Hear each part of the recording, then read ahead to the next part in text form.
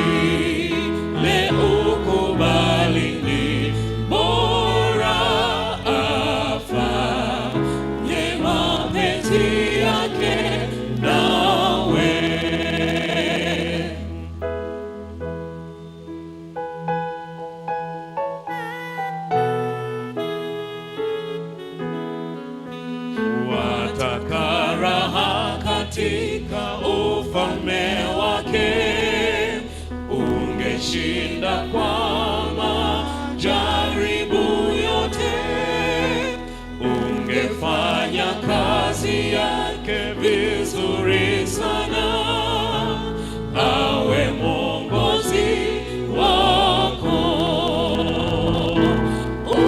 Uwezo wake unakutosha,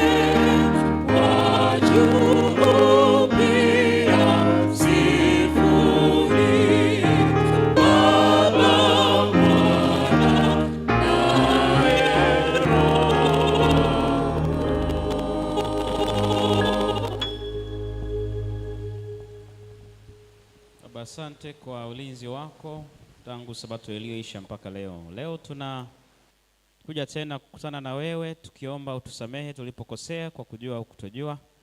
Upokee maombi yetu, sala na sadaka zetu kwa utukufu wako.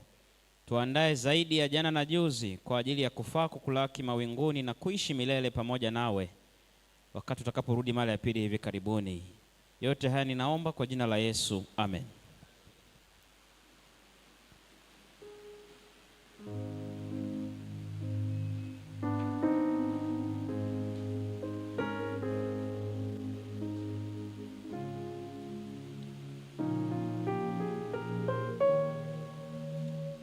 Bwana Yesu asifiwe.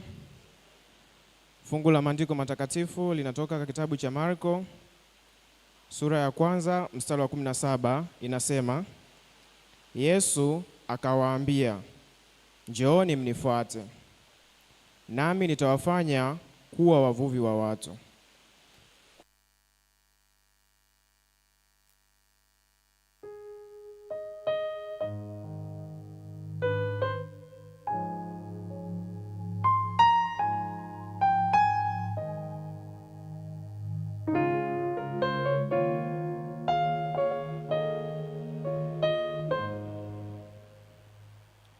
Kanisa tusimame, taimba wimbo nambari 58, zitakuwa nyota tajini. Tuimbe kwa furaha kwa kuwa ni sabato takatifu ya Bwana.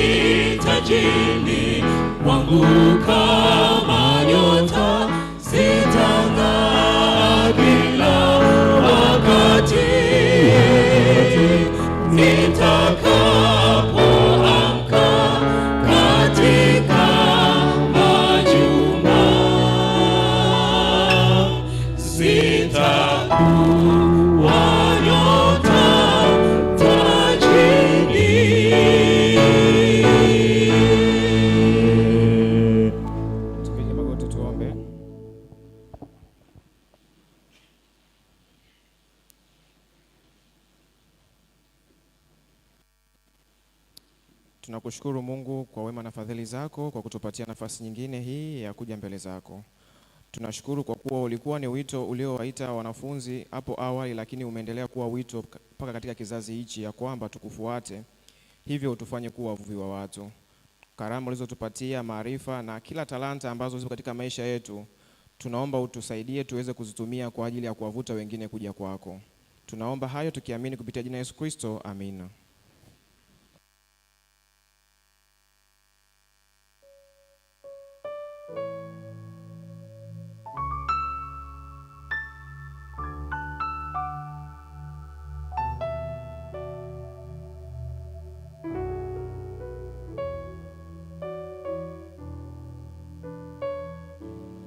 Bwana Yesu asifiwe.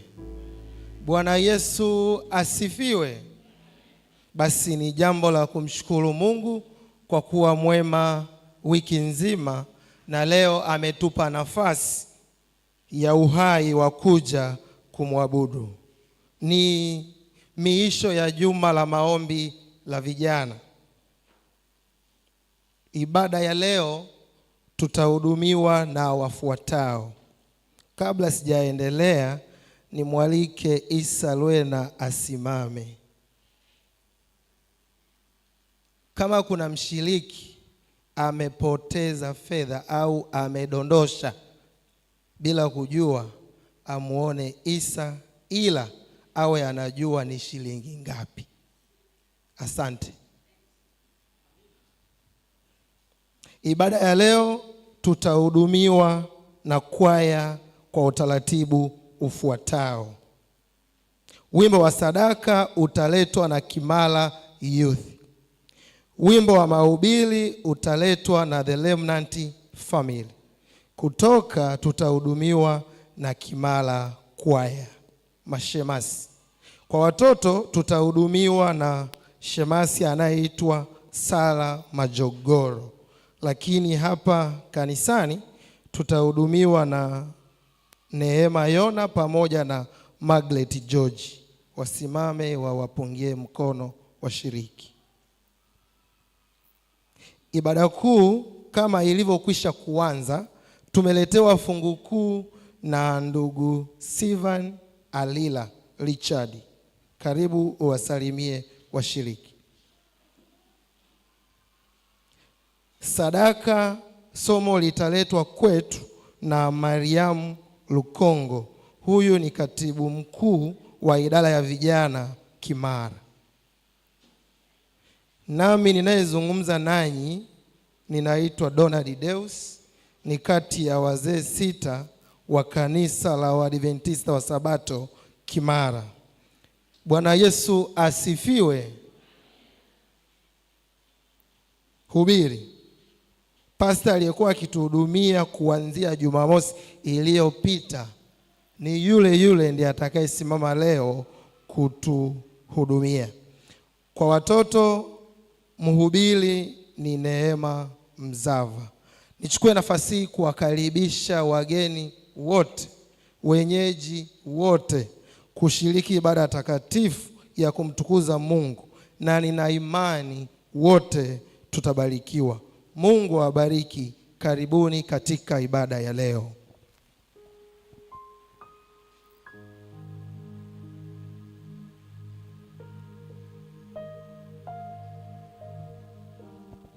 Bwana ni mwema. Bwana ni mwema. Tupunge mkono. Amen. Tusikilize somo la sadaka la Machi 28, 2026. Anasema zaka ni utaratibu wa kibiblia wa kurudisha 10% ya mapato yako kama vile faida, ujira na mshahara katika hazina ya Mungu. Ujira na mshahara wako katika hazina ya Mungu. Imeagizwa dhahiri katika Biblia na Mungu, lakini bado kwa kiasi fulani ni mada inayoleta ubishani kote katika Ukristo. Baadhi ya wale wanaotoa hoja kwamba zaka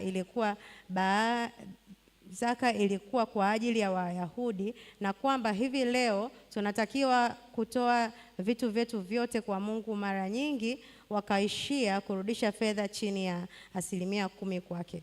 Ukilinganisha na Wakristo wengine ambao ni waangalifu sana kwa mambo madogo wanaorudisha 10% kamili ya zaka, hata katika makadirio ya chini ya zawadi walizopokea. Lakini wanayo shauku ndogo katika kuwajali maskini au waliotengwa au kuonyesha huruma kwa wengine. Yesu mwenyewe alisema tunatakiwa kufanya vyote kurudisha kwa uaminifu zaka na kutenda kwa haki, huruma na imani. Mathayo 23 fungu la 23. Mungu akamwambia Musa kwamba tena zaka yote ya nchi ni takatifu kwa Bwana. Mambo ya Lawi 27 fungu la 30 mpaka 34.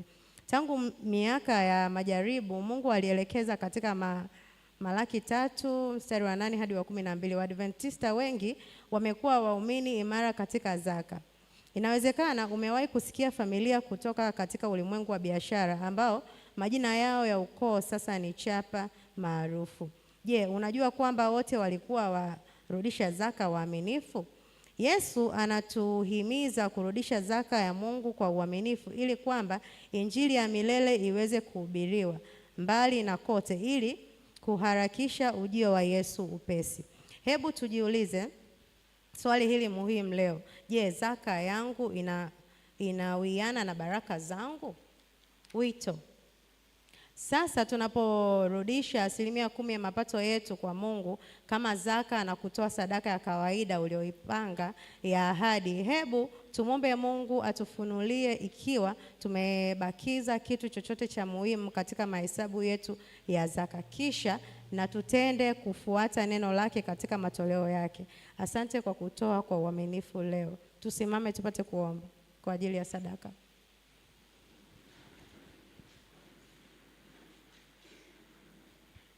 Tuombe.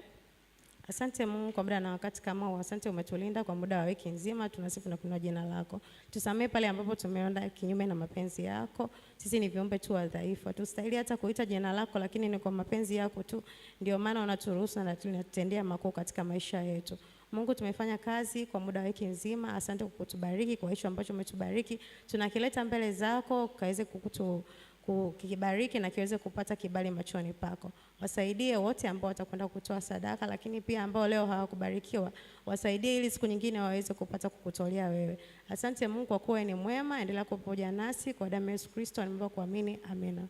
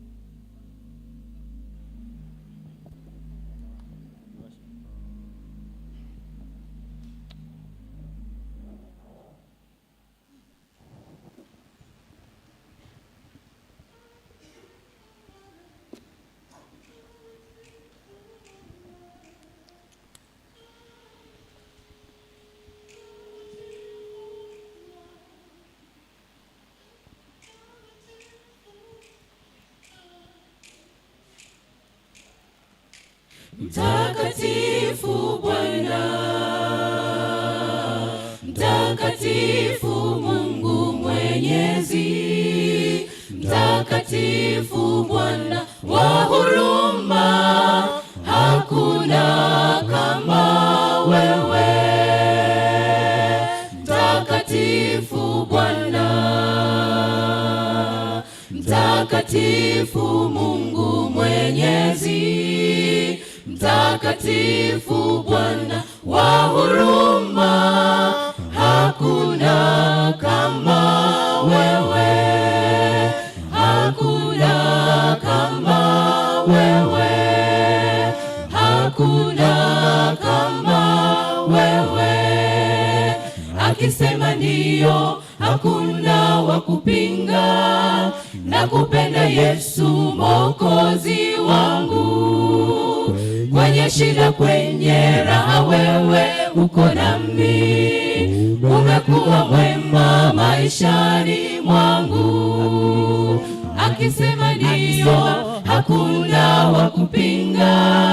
Nakupenda Yesu Mwokozi wangu. Kwenye shida, kwenye raha, wewe uko nami. Umekuwa mwema maishani mwangu.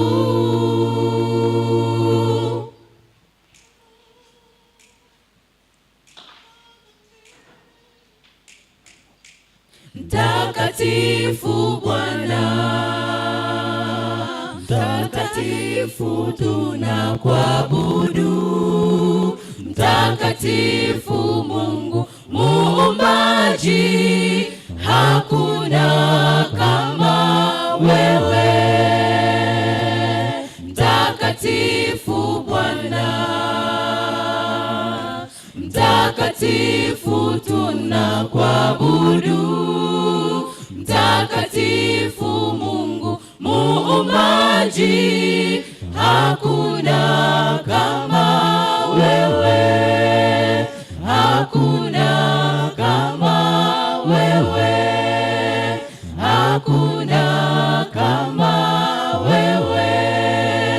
Wewe ni Alfa na Omega. Wewe ni mwanzo na mwisho. Wewe ni Alfa na Omega. Hakuna kama wewe.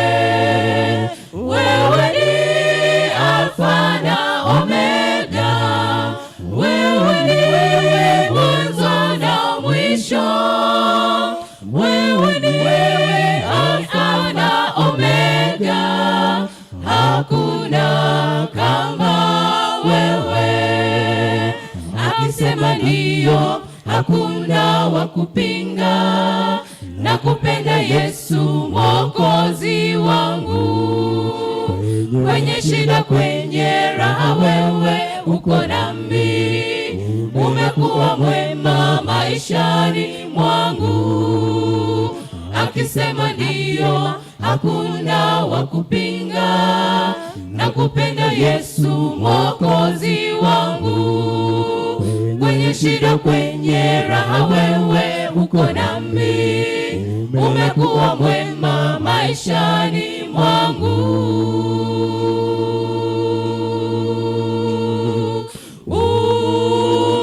Mtakatifu, mtakatifu, mtakatifu, hakuna kama wewe. Mtakatifu, mtakatifu,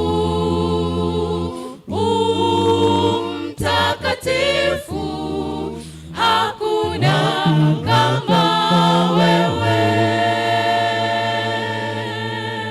Akisema ndiyo, nani wa kupinga? Akisema ndiyo, nani apinge?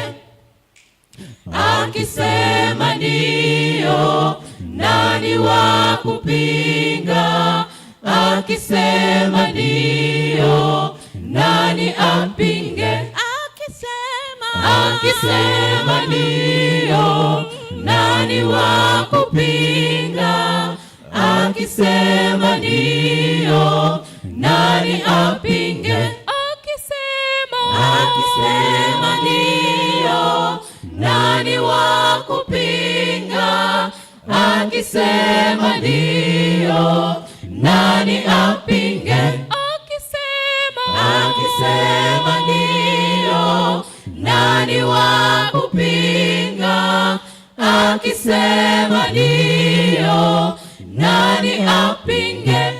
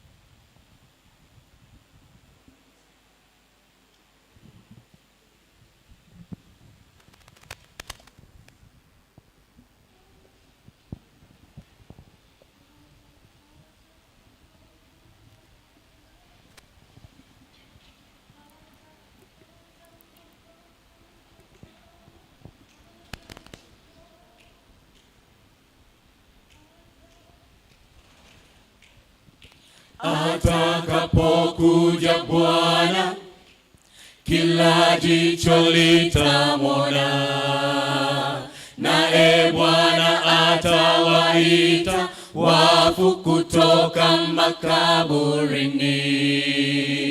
Wataisikia sauti, nao watatoka humo, wataungana na walio hai kumwona Bwana wetu mkuu anakuja mawinguni juu, na parapanda itasikika, ni mfalme wa watakatifu kumuona Bwana mkombozi anakuja mawinguni juu, na parapanda itasikika, ni mfalme wa watakatifu kumuona Bwana mkombozi.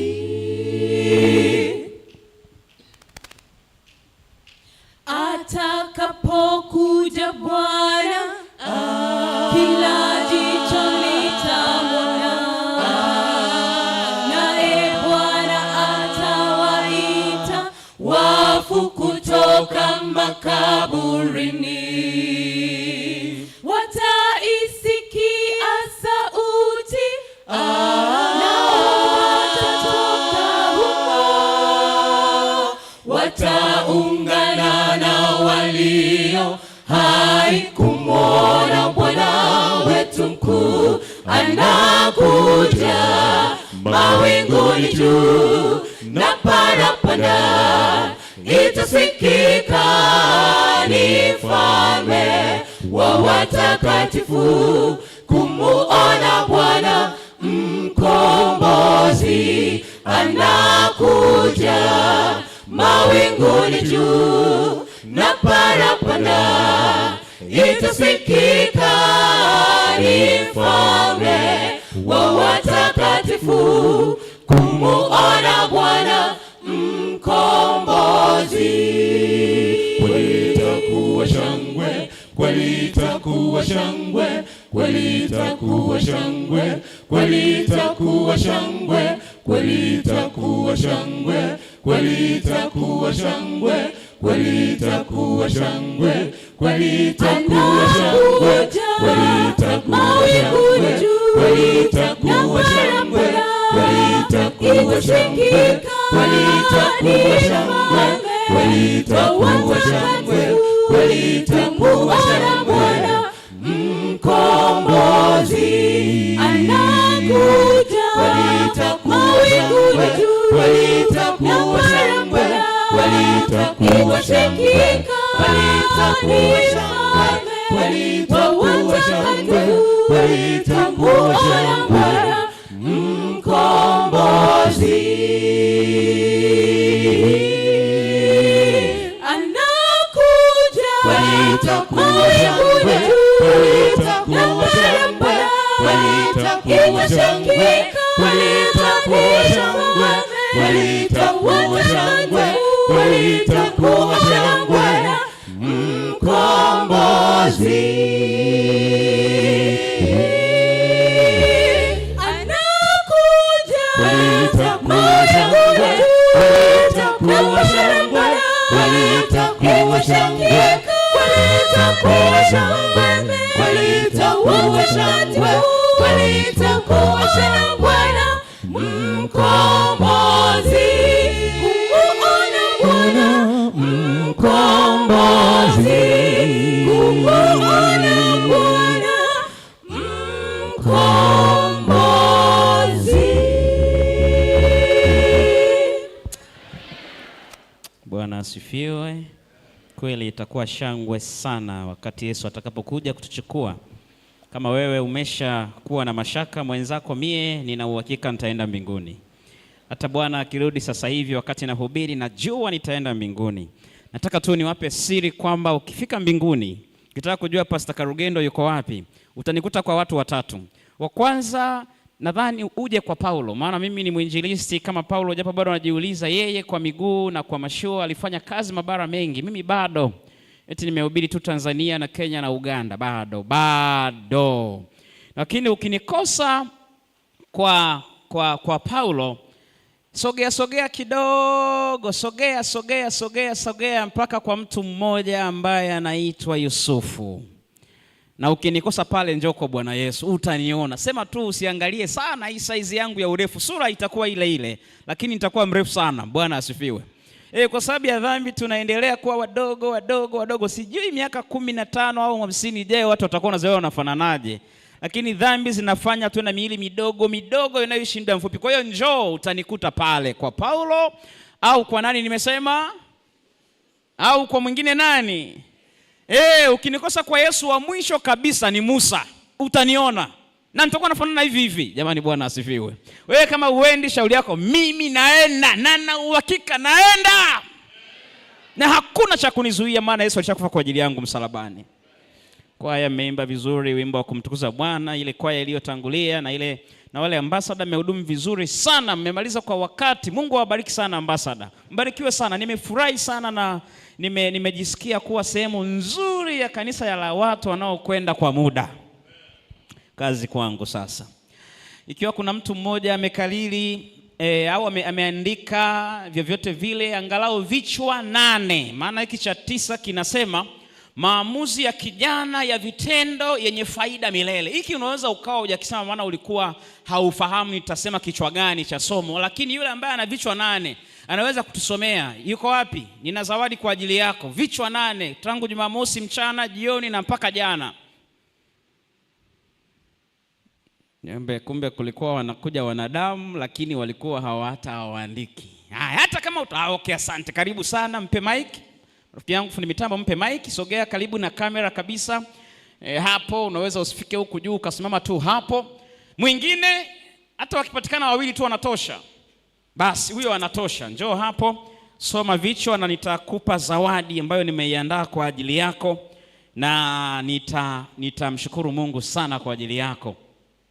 Wakati rafiki yangu anasoma vichwa vya masomo ambayo tumeangalia wiki hii, nitakuwa na waombea wafuatao. Akimaliza tu nikamaliza kumpa zawadi yake, utakuja. Moja, nitaombea watu vijana wenye maombi maalum. Unalo ombi maalum kuhusu jambo fulani kwenye maisha yako. Mimi silijui, lakini wewe na Mungu mnalijua. Lakini kundi la pili ambalo nitaombea vijana wote ambao wanazaliwa. Sasa usije ukawaonea wivu. Vijana wote ambao wanazaliwa mwezi wa 3, tarehe 1 mpaka 31. Nao leo nawaombea. Sema pastor wa mwezi wa 2. Sasa ndio hivyo, hii juma limeangukia mwezi wa 3. Kwa hiyo hakuna namna. Mara nyingi nikikumbuka, huwa kila napohubiri kama mwezi umebadilika, huwa nawaombea watu wanaozaliwa mwezi husika, kuwatia moyo kwamba Bwana amewapatia mwaka mwingine waendelee kumtumikia. Karibu usome vichwa wakati makundi hayo mawili yanajiandaa. Karibu. Nitasoma. Somo la kwanza ilikuwa inasema sababu ya kijana mwaminifu kwa vitendo. Somo la pili ilikuwa inasema wanafunzi wa kweli ni vitendo unatenda.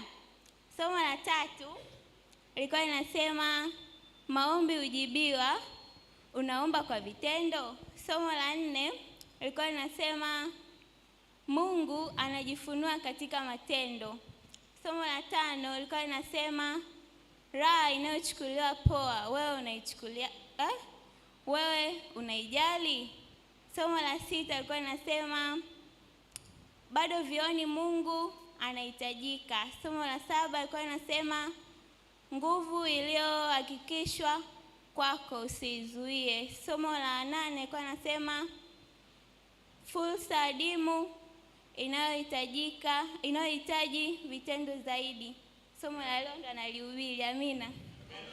Mnasemaje kwa ajili ya shujaa wa Bwana? Mzee wa kanisa, njoo umpatie zawadi kwa ajili yake.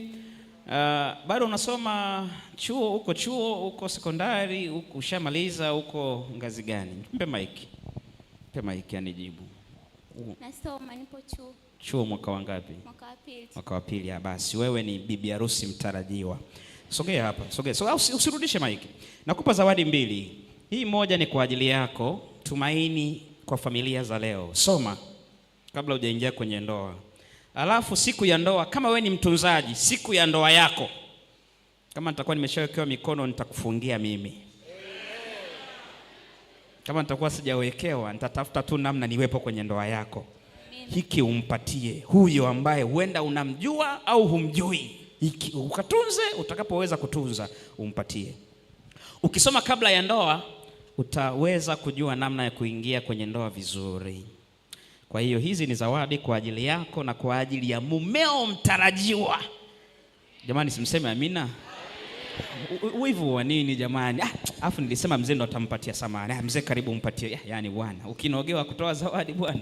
Basi jamani, tusimame tuombe kwa ajili yake.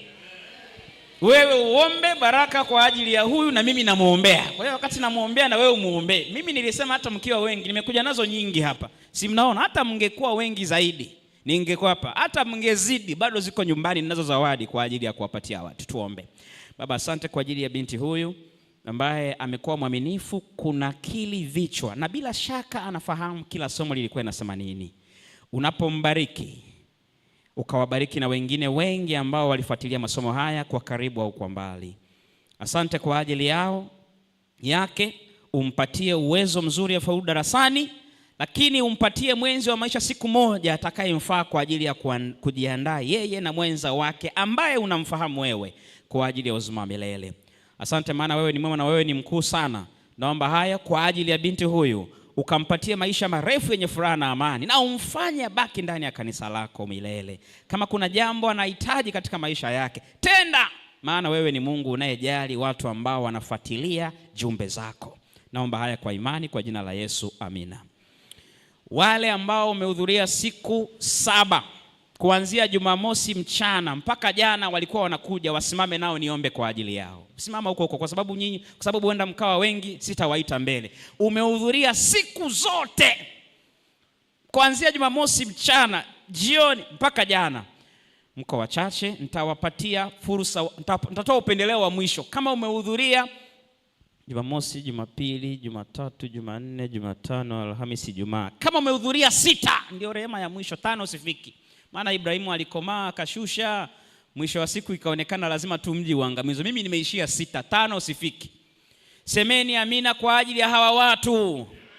Naomba nitoe rehema ya mwisho. Unajua mchungaji, mimi nimeombea, ni mchungaji wa baraka na rehema. Kama hukufika lakini kwa kufuatilia mtandaoni, sio Ijumaa ukafuatilia siku zote, unawezekana ulikuwa umebanwa sana na majukumu fulani, lakini ulihakikisha hata mtandaoni unafuatilia, ukafanikiwa kufanya kwa siku 6 ukijumlisha uliohudhuria na mtandaoni, na wewe simama. Hiyo ndio rehema ya mwisho. Kumbe hakuna namna. Tuseme amina kwa ajili ya hawa watu. Wakati naomba na wewe waombee baraka, na wewe jisikie kwenye juma jingine ikitokea mchungaji akaongozwa hivi uwemo. Tuombe. Baba, asante kwa ajili ya hawa watu wachache kabisa ambao wao walitoa muda wao wakiwa katika kazi vile vile kama waliokaa, wakatoa muda wao wakaja katika juma la vijana kwa siku zote 7, wengine siku 6. Na watamkia baraka za kiroho, za kimwili, za kiuchumi, na watamkia baraka katika maisha yao. Yale mambo walioyaacha kwa ajili ya kuja katika juma hili, ukawatendee na kuwatendea maradufu kuliko wasingekuja. Ukawabariki na wale ambao hawakufanikiwa kuja, ambao huenda walikuwa na sababu maalum sana za kutofika. Lakini wale ambao walikuwa hawana sababu maalum, wapatie badiliko na wapatie uwezo wa kujali, ili katika majuma mengine waweze kuhudhuria. Naomba hayo kwa ajili ya hawa. Ninaomba pia na kwa ajili ya waliokaa, wapatie nafasi wakati mwingine, kwa utukufu wa jina lako, kwa jina la Yesu, amina. Mzee baki umesimama. Semeni amina kwa ajili ya huyu mzee wa kanisa. Amejitoa na kuhudhuria siku zote. Na wazee wengine walijitahidi, hasa mzee kiongozi, wengine wenda walikuwa na dharura, lakini angalau uliwaokoa wazee wa kanisa. Bwana akubariki sana. Uona na mzee Manyama angekuwepo angesema maana karibia kila siku nilimuona. Wazee wengine niliwaona mara moja, lakini haina mbaya. Bwana awapatie nafasi wakati mwingine, mjali. Kwaya ilikuwa haijai, kwaya ya Kimara walikuwa wanakuja wachache lakini waliimba. Kwaya ya The Remnant waliimba lakini walikuwa wanaimba wachache, maana wengi walikuwa wanachelewa. Kwaya ya vijana hivyo. Ambasada kidogo ndio walijitahidi wakawa kama vile walivyoimba leo. Ndio kwaya Ambasada imeisha hapo. Ambasada, simameni kwaya Ambasada.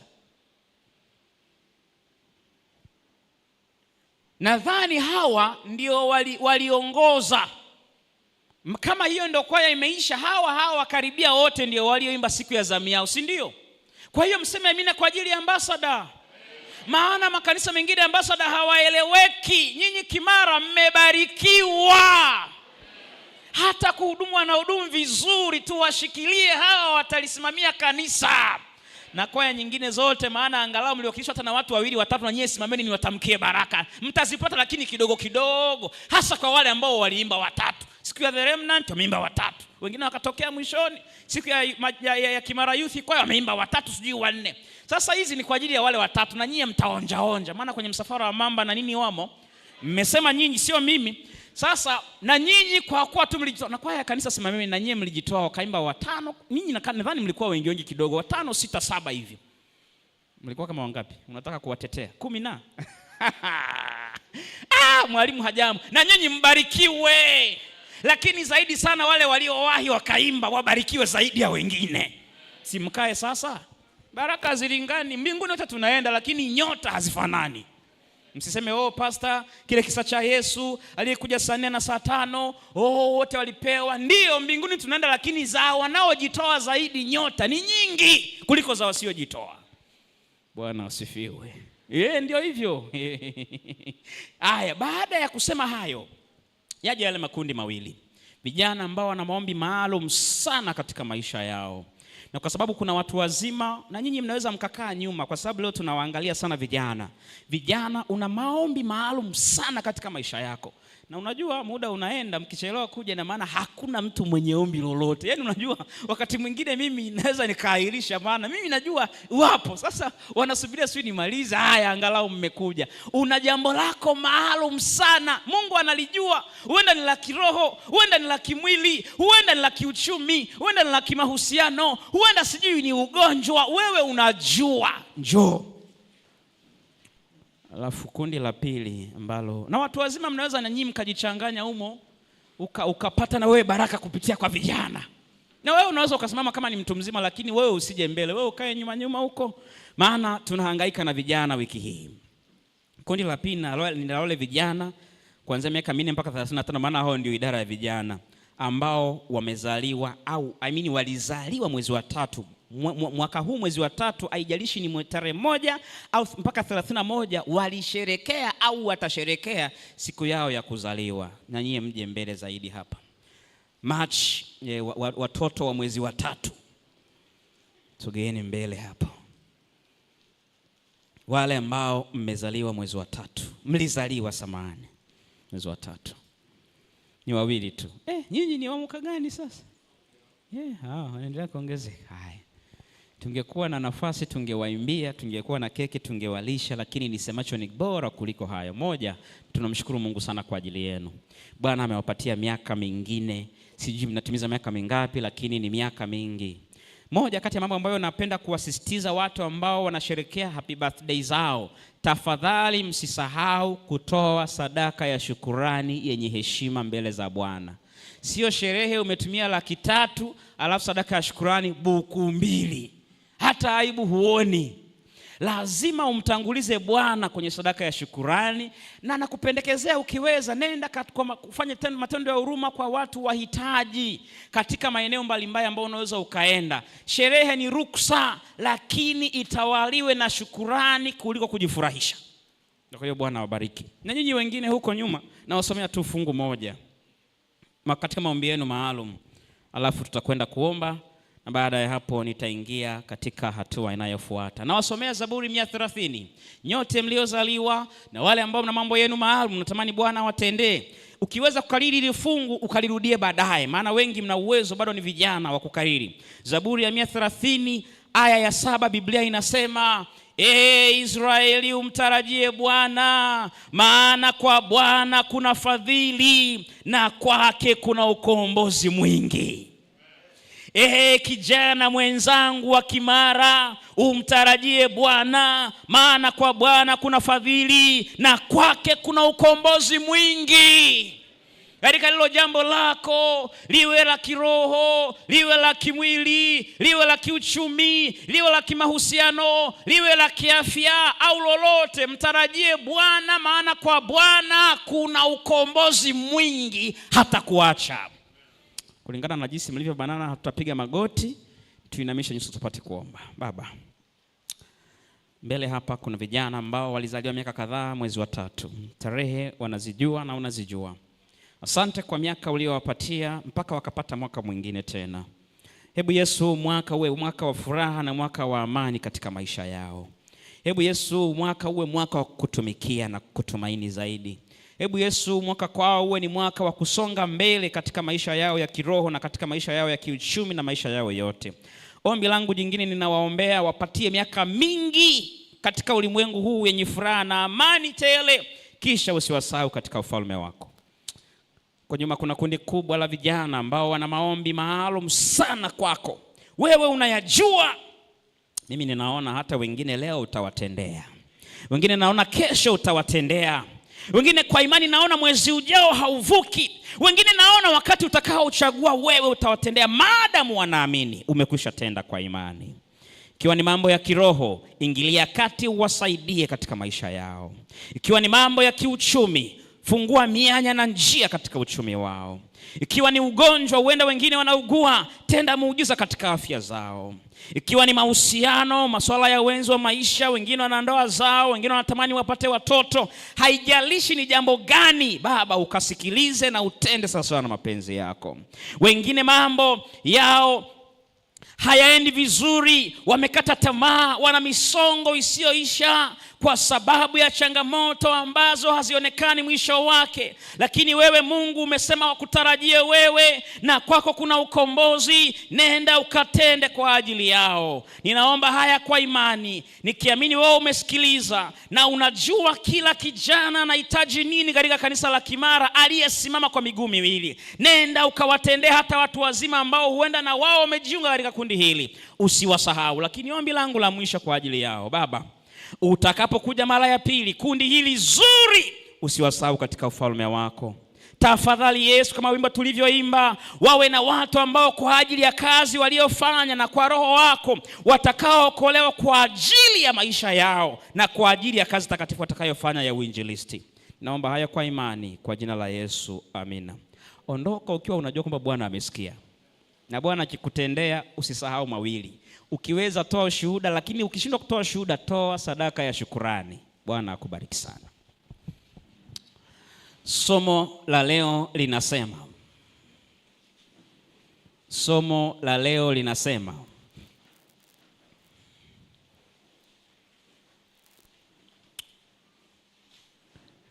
maamuzi ya kijana ya vitendo yenye faida milele. Hilo ndio somo la mwisho. Naomba niwaage kwamba hili ndio somo langu la mwisho. Sitahudumu tena mchana kwa sababu masomo yameishia hapa. Ndio somo la 8 katika mwongozo ambao ulitolewa. Lakini pamoja na hayo, jioni saa 10 au saa 11 nitakuwa nikianza juma la uamsho kanisa la Waadventista wa Sabato Tegeta. Kwa hiyo baada ya mlo nitaondoka. Tutaonana wakati mwingine mtakaponipatia kazi au nitakapokuja kwenye ibada ya kawaida, maana mimi ni mshiriki wa kanisa la Kimara. Ninayesubiri ushirika uje. Wale watu wa kanda yangu ya Sopova walishaniadi kwenye grupu. Kuna kiongozi alinitumia linki nikajiunga. Ni nani yule? Sijawahi, simfahamu kwa sura, lakini alijitambulisha WhatsApp. Yuko wapi kiongozi wangu wa Sopova? Labda yuko kwa watoto au hajaja. Hakuna hata msaidizi wake. Basi naomba, okay, asante. Baada ya ibada tuonane ili unipatie maelekezo bosi wangu ili nijue cha kufanya. Maana mimi ni mshiriki, lazima niheshimu viongozi wangu. Na baada ya kusema hayo, niombe wanaotuma salamu nitakapokwenda kanisa la Tegeta kwa juma la uamsho na maombi. Wanaosema pastor uwasalimie. Asante sana. Nikimaliza juma la uamsho Tegeta, nitakuwa na juma la uchapishaji Kinondoni. Baada ya juma la uchapishaji Kinondoni, nitakwenda Majengo kuagwa, maana nilikuwa mchungaji wa mtaa wa Majengo Morogoro. Sijui kama tutaonana hapa katikati, maana nimeunganisha matukio.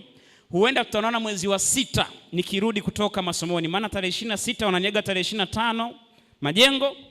Tarehe 26 nitakuwa nikianza safari kuelekea Uganda kwa muhula wangu wa mwisho wa masomo ya theolojia ya uchungaji. Jamani, Bwana asifiwe. Ikitokea tusipoonana katikati mpaka nitakaporudi, wangapi pia wanatuma salamu Uganda? Tunasoma na watu wa nchi karibia 25, nitawasalimia nikipata fursa ya kuwasalimia. Jamani, Bwana asifiwe sana. Na kwa hiyo usiponiona nimesha kuaga na nimekutajia nitakuwa wapi. Kwa hiyo usime pastor yuko wapi? Nahangaika na kazi ya Bwana lakini bado masomoni. Lakini pia washiriki wenzangu niwaalike kwenye mahafali yangu mwezi wa 11 nchini Uganda. Ninawaalika sana, mkiweza kuja kwa namna mbalimbali. Maana unajua unaweza usije kwa kimwili ukaja kwa namna nyingine. Hata tu ukatuma congratulation kwenye simu. Pastor, tunakupongeza sana kwa kuhitimu masomo yako, nitashukuru sana. Msiseme sikuwaalika. Karibuni Uganda mwezi wa 11, tarehe nitawaambia kwenye mahafali yangu. Nimesweti kweli kweli, huu ni mwaka wa 5 nasoma. Kwa hiyo ninastahili kutiwa moyo. Jamani, Bwana asifiwe. Na unajua kuna wengine ambao sisi tulishasoma shahada nyingine. Nilisoma shahada ya misitu na mazingira pale SUA. Kwa hiyo kujitoa kusoma tena shahada nyingine yahitaji moyo kwa kweli. Lakini nimefanya na Bwana ameniwezesha na karibia kumaliza. Kama ni ng'ombe sio nimebakiza mkia, nimebakiza pande cha mkia. Kabisa nami niombee Bwana anitendee na kunitetea kwa yote. Wangapi wataniombea? Hata leo tu, sio kila siku. Maana unaweza ukaidi kila siku kasahau. Hata leo tu muombee pastor, nina mambo mengi. Na moja kati ya mambo ambayo nawaomba waumini wenzangu napohitimisha maneno haya, ombeeni afya yangu. Jamani, Bwana asifiwe. Omba tu Bwana msaidie mchungaji. Niliombea nilipata ajali nikiwa mtaa wa Chalinze mwaka 2022. Nikapata changamoto ya kichwa na mgongo. Kichwa kimepona lakini mpaka leo mgongo bado unasumbua, na kliniki nyingi Muhimbili. Mwambie Bwana unapoponya wagonjwa mtendee na Pastor Karugendo. Sina wivu, nimekuwa nikiombea watu wakati huu naumwa wanapona, lakini Bwana anasema wewe subiri. Kama jinsi ambavyo walimsubirisha Paulo akiwa na mwiba kwenye ubavu akamwambia neema yangu ya kutosha. Kwa hiyo na mimi huenda pia ndio namna ambavyo Bwana ameona anitengeneze ili niendelee kumtumikia kwa amani. Nina amani nyingi lakini usiache kuniombea.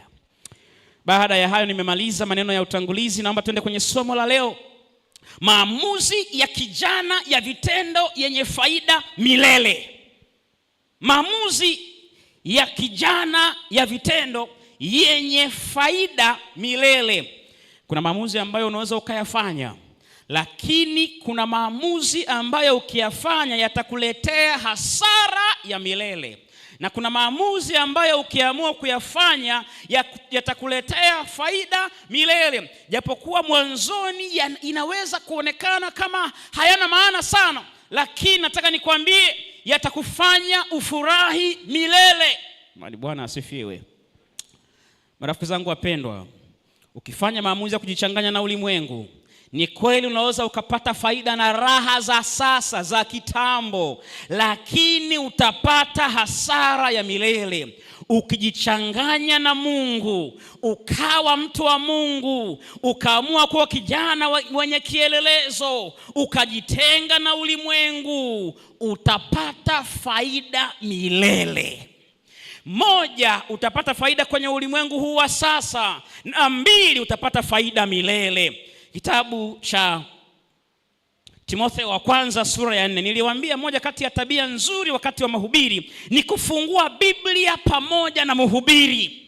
Na unaweza ukasahau yote, lakini mawili usiyasahau. Jifunze kufungua Biblia na mhubiri. Usipende kusomewa, unaweza ukadanganywa muda wote. Na nidhamu ya pili ambayo nimeiona ipo sana Kimara, jitahidi kusubiri mpaka ibada iishe ndipo uondoke. Na kwa kweli Kimara ni bahati mbaya sina kofia, lakini haina shida, nina namba ya jeshi, lakini basi nitaforce hivyo. Kimara, naomba niwapigie saluti, mna nidhamu kwenye ibada. Makanisa mengine mhubiri hajamaliza, wengine wanaanza kuondoka, wengine wanawasha magari na kadhalika. Sijaiona Kimara. Msibadilike. Kama unaanza ukamvumilia daktari mpaka amalize, unaweza ukavumilia kwenye gari kwenda Mwanza na wapi mpaka ufike, hausemi naomba nishukie njiani. Nidhamu ya kusubiri ndani ya ibada mpaka mwisho ina baraka tele. Kimara hizo zote nimewaachia. Namshukuru Mungu, mimi watu wakitenda mazuri huwa nawaambia wakiwa hai. Hii mambo ya siku mtu amekufa kwenye jeneza ndio unaanza kusema sijui nini, haina maana, asikilizi. Bwana asifiwe. Kwa hiyo nimewaambia. Marafiki zangu wapendwa, naamini mmefika kitabu cha Timotheo wa kwanza sura ya 4 aya ya 12. Fungua Biblia, hata kama haujabeba hard copy, fungua tu ya kwenye simu yako. Nilikutia moyo pia ikiwezekana, na najua inawezekana, jitahidi pia uwe na hii pamoja na ya kwenye simu. Kuwa na hii pia ni muhimu sana kwa ajili ya maisha yako ya kiroho sana. Maana humu niliwaambia unaweza ukasoma Mwanzo ukaimaliza, lakini humu huwezi kuimaliza. Maana unaweza ukawa unaandika, unaangalia tu Mwanzo moja. Hapo mwanzo Mungu aliziumba mbingu na nchi, message tab, leo nataka hela yangu yote. Utaendelea kusoma Biblia? Mbona amnijibu utaendelea? Haya, kwa wale vijana wenzangu ambao tuko kwenye umri wa kuchumbia na kuchumbiwa, uko bize na kitabu cha Yohana. Hapo mwanzo kulikuwa kuna neno alikuwa Mungu, neno alikuwa kwa Mungu. Unamalizia aya ya 3 inaingia ujumbe, kuanzia leo mimi na wewe basi usinizoee. Utaendelea kusoma Biblia? Mbona amnijibu utaendelea? Lakini ukiwa unasoma Biblia hii hakuna interruption yoyote. Unasoma, unaelewa, unamaliza. Mwenye sikio na asikie. Timotheo wa kwanza sura ya 4 aya ya 12 na ya 13. Mafungu hayo mawili tu ndio mafungu ya somo la leo. Mtu awaye yote asiudharau ujana wako. Tuliangalia somo hili sehemu ya kwanza, leo tunaangalia sehemu ya pili. Asiudharau ujana wako. Jana tulikuwa tunaangalia masuala ya mtandao, leo tunaangalia kijana na mfano. Naomba nirudie tena. Mtu awaye yote asiudharau ujana wako, bali uwe kielelezo kwao waaminio, katika usemi 1 na mwenendo 2 na katika upendo 3 na imani 4 na usafi 5. 13. Hata nitakapokuja ufanye bidii katika kusoma na kuonya na kufundisha. Vijana tumeitwa ndani ya kanisa kuwa kielelezo, kuwa mfano. Sikiliza, mtu mmoja alisema kila mtu anaweza akawa mfano, lakini chagua kwa mfano mzuri. Jamani, Bwana asifiwe. Maana hata wengine wanatolewa mifano mibaya. Jana nikupatia kisa ambacho nilikisikia kwa shehe akisimulia kijana mmoja, nadhani alikuwa ni wa dini hiyo nyingine, lakini ni kijana kama sisi, ambaye yeye kwenye mtandao aliingia akasubscribe kwenye mtandao wa kutuma picha za ngono, alafu akawaunga na wengine 5. Bwana asifiwe. Yaani zikitolewa picha mpya inaingia moja kwa moja kwenye akaunti yake, na anawaforwardia wengine 5 automatically. Watu wa IT mnanielewa nikisema hivyo. Yaani zikiingia zinaondoka, zinabaki kwako na wengine wanazipokea. Kama ambavyo unaweza ukaandika broadcast message, ukaandika message moja ukawatumia washiriki wote wa Kimara. Nadhani mnaelewa hiyo. Bahati mbaya akapata ajali akafa. Shehe anasema imagine mpaka leo karibia mwaka wa 3 na 4 bado akaunti yake inapokea video za ngono na kutuma kwa vijana wenzake 5. Hivi unadhania huo mfano ni mzuri? Kwani amnisikilize, huo mfano ni mzuri? Wewe ni mfano wa namna gani katika jamii yako? Wewe ni mfano wa namna gani katika kanisa la Kimara? Wakitafuta kijana wa kumpatia majukumu matakatifu, unaingia kule katika jamii, katika eneo ambalo unafanya kazi, katika chuo chako unachosoma, wewe ni kielelezo. Biblia imesema mtu awaye yote asiudharau ujana wako. Usikubali kudharauliwa kwa sababu ya maisha yako. Ni kweli kuna wazee na kuna wanawake na kuna watu wazima ambao wanawadharau vijana kwa sababu ni vijana. Yaani yeye hana hamna vijana. Yaani ninyi wazee, naogopa kusema wazee wenzangu maana wengine mmenizaa hapa. Sikilizeni, na nyinyi mliwahi kuwa vijana. Na kwa hiyo msiwadharau vijana. Naamini hapa, hata hivyo naamini hapa mzee wa kanisa mwenyewe ni kijana. Wazee nimeona karibia vijana 4. Kwa nadhani kanisa la Kimara hapa mmepona. Maana kuna kanisa ukikaa kwenye kikao, ukitaka kumchagua kijana kuwa mzee wa kanisa, hoja ni nyingi. Kwanza hana hata watoto. Tutaaminije kwamba anaweza kutisha watoto katika ustahivu?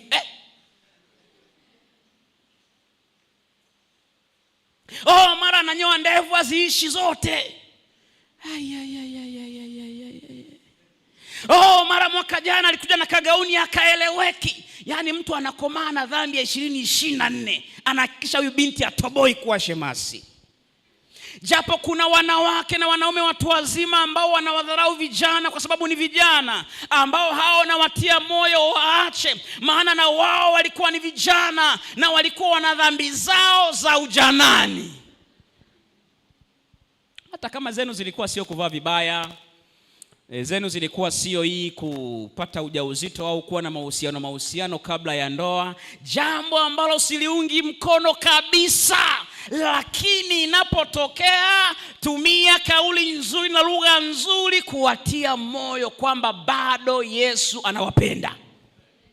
Niliwahi kuambia watu wazima jambo moja, kwamba hautaweza kumsaidia kijana kama upendo wako ni mdogo kuliko dhambi zake.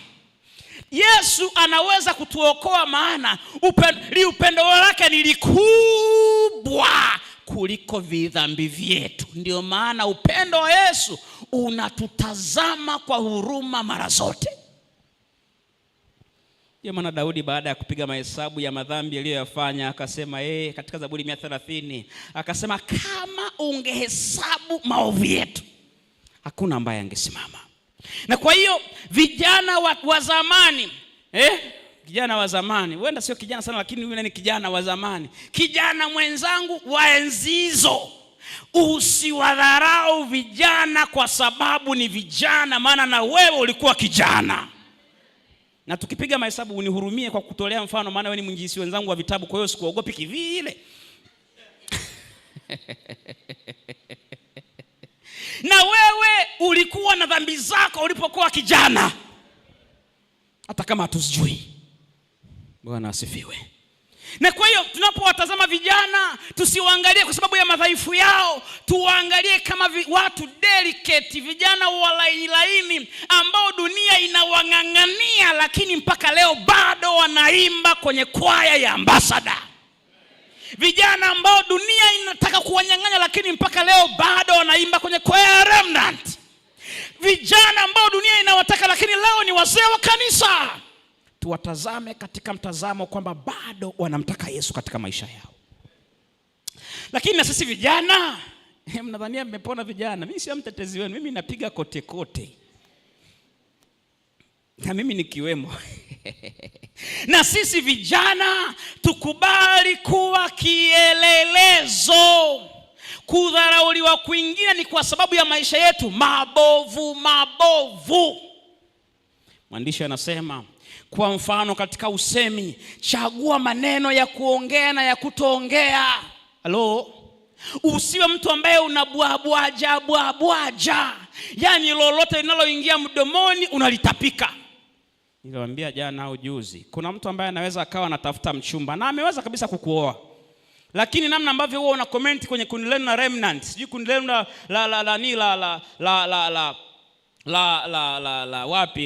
la Babarozi, kundi lenu la Kimara ICDA, kundi lenu la Stopover na jingine, yani namna ambavyo wewe huwa unabwabwaja mpaka anairisha kukuchumbia. Kwani kuna mtu ambaye anataka kuoa mashine ya kutukana duniani hapa? Si anajua atanyooshwa maisha yote, sijui mtaishi sijui miaka 30 sijui 40 mpaka mnakufa, unamnyoosha tu aji. Bwana asifiwe. Hakuna mtu ambaye anapenda kuishi na mtu mgomvi. Kijana, usemi wako hakikisha ni usemi ambao unafanya uwe kielelezo. Yakobo sura ya 9 Biblia inasema, kwa huo twamuhimidi Mungu Baba yetu, na kwa huo twawalaani wanadamu waliofanywa kwa mfano wa Mungu. Tumia ulimi wako kubariki. Jamani, Bwana asifiwe. Uwezo wa kuongea ni zawadi ambayo Mungu amewapatia wanadamu. Hakuna zawadi yenye thamani kama hiyo. Kitabu cha Testimonies for the Church, gombo la 6, ukurasa wa 366 unasema kuongea, uwezo wa kuongea ni zawadi kubwa sana. Japokuwa tunawahimiza watu wazima kuwashirikisha vijana katika mambo yote, na nashukuru maana mmewashirikisha. Shule Sabato wanafanya, wengine ni wazee wa kanisa, na wapongeza sana kanisa la Kimara. Lakini vijana, hata kama tunashirikishwa Kimara, tuwe na usemi mzuri kwa wazee. Siku hizi mimi sijazeeka, Hata hivyo namshukuru Mungu, maana vijana wa Kimara wananipokea, hata juzi walinipokea, leo wamenipokea. Bwana wabariki. Tendeni hivyo wazee, na nyie mtazeeka. Bwana asifiwe. Ni zamu kwa zamu. Mzania kwamba mzee kwa kuwa kijana. Haiwezekani mzee asimame umekaa. Hayo ninaona kila siku kwenye mabasi. Yaani bibi kabisa anatetemeka, mama na mtoto, kijana kadogo kamekaa na kamekaza. Vijana wanasema ni hakatoke hata ufanyeje. Na mimi nimelipa nauli bwana. Nauli yenyewe 200.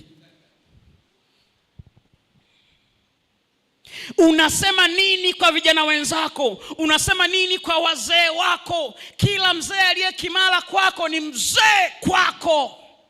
Unasema nini akikuita? Huwa unaongea nini kwenye stori zako na vijana wenzako? Sikiliza, chagua maneno ya kuongea, sio kila neno ni la kuongea, mengine bakiza moyoni.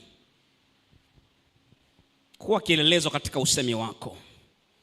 Kama wewe ulikuwa ni kijana mwenye maneno ya hovyo, mwambie Bwana akusaidie uwe kielelezo katika maneno unayozungumza. Usiongee kwa kuwa unajua kuongea. Ongea kwa sababu maneno yako yatamtukuza Bwana. Mahali fulani katika kitabu cha Mathayo Biblia imesema, kama sio Mathayo ni Luka, kama sio Luka ni Marko, kama sio Marko ni Yohana. Asomaye na afahamu, kwa maneno yako utahukumiwa na kwa maneno yako utahesabiwa haki. Huwa unaongea nini? Na huwa unaandika nini? Maana hayo nayo ni maneno kutoka kwako. Lakini 2, mwenendo. Mathayo 7:16 inasema mtawatambua kwa matunda yao. Vijana wa Kimara, maisha yenu yako ya namna gani? Je, ninyi mnamwakilisha Bwana kwa upendo kwake? Yohana 14:15 inasema mkinipenda mtazishika amri zangu. Hatushiki amri kwa sababu tunaokolewa kwa kushika amri. Tunashika amri kwa sababu tunampenda Yesu aliyetuokoa. Bwana asifiwe. Ni matokeo ya ukaribu na Bwana, sio ili akuokoe, maana alishakuokoa bure msalabani. Vijana, maisha yenu, Bwana anataka mwenendo wenu umwakilishe yeye. Muwe kielelezo kwa mwenendo wenu. Niliwaambia juzi, hata kama watu wanaweza wakawa dhalimu, lakini hawako tayari kuwapatia mali zao watu wasioeleweka. Niliwauliza swali juzi, nani ambaye akitaka mlinzi ataenda kuchukua jambazi mwizi ndio ampatie nyumba yake ya ilinde akiwa safarini? Mikono juu, tukuone shujaa wetu ambaye wewe unapenda wadhalimu wakushikie mali. Hata vijana wakitaka kuoa na kuolewa, huwa wanaulizia sifa zako. Kama wewe ni kadada ambako hakajabana miguu, kila kijana tu akisema mambo imeshaachiwa miguu kushoto na kulia, nani atakuoa? Watakurukia hapo we, lakini muoaji utamtafuta kwa tochi. Mwenendo wako kijana wa kiume, maana katika masomo haya tumeonywa, vijana wa kiume wameonywa kwamba katika maisha yao ya upendo. Naomba nisome hii sehemu ya upendo. Je, wewe una upendo kwa wengine? Unawaonea huruma wengine? Unawawazia mema wengine? Naomba nisome hii ninapoelekea mwisho. Nisikizeni vijana wa kiume, maana vijana wa kike nimewaambia, jitahidi kwa neema ya Bwana, tunza maisha yako, tunza usichana wako, tunza mali Bwana alizokupatia, maana Bwana anataka ufanye hivyo kwa utukufu wake. Bwana asifiwe. Na kwa furaha yako. Bwana asifiwe. Tunza maisha yako. Bwana asifiwe. Hata wakikuita wewe ni mgumu kama jiwe, endelea kuwa mgumu kwa ajili ya utukufu wa Bwana. Maana Bwana anataka mabinti wagumu kama mawe, maana kwenye ndoa zao watafurahia milele. Vijana wa kiume, kuna ujumbe wenu hapa. Kitabu cha Letter to Young Lovers, barua kwa vijana wadogo wapenda nao. Kuchezea mioyo ni kosa kubwa machoni pa Mungu mtakatifu, na bado baadhi huonyesha upendo kwa mabinti na kuamsha hisia zao, kisha huenda zao na kusahau maneno walioyasema na athari zake. Sura mpya huwavutia na hurudia maneno yale yale, wakitoa usikivu ule ule kwa mwingine. Ashura umempenda, ukija kwa Sara umesema mimi nimekufa nimeoza. Ukimwona Rehema nimekufa nimeoza, hata usingizi sijalala, kumbe umelala mpaka madenda yametoka yamejaza kitanda kizima. Ukimwona sijui na Rehema umekufa umeoza. Utakufa uoze kwa wangapi? Oza kwa mmoja, tuliza mshono.